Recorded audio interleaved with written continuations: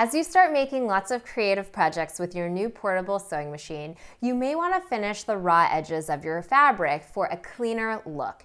You can do that on your sewing machine using a zigzag stitch. Let's look at that now. So going to our stitch chart, F through J are all some form of a zigzag stitch.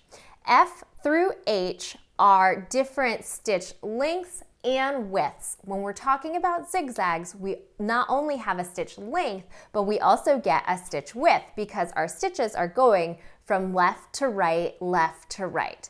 So I'm going to choose stitch F, which is a wide and long zigzag for this. And to do that, I just turn my stitch selector to number F.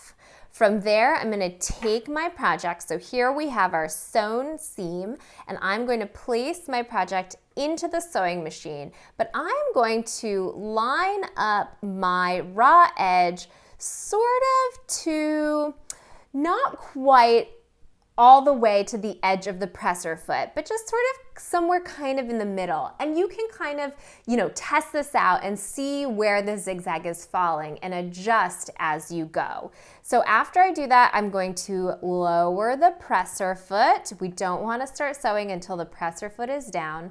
And then I'm going to check my thread tails, make sure they are under the foot and long and towards the back. If for some reason they're not tucked under there, you can always lift the presser foot again, make sure they're tucked under, and then lower. And then I'm gonna start sewing, and let's see where these zigzag stitches fall.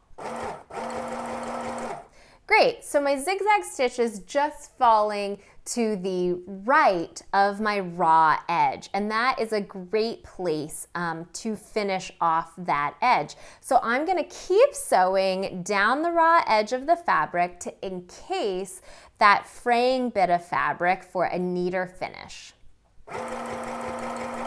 Once you're finished with your zigzagging, you can lift the presser foot, pull your project long in towards the back, cut your threads, and then we can take a look here and see how nicely that edge is finished.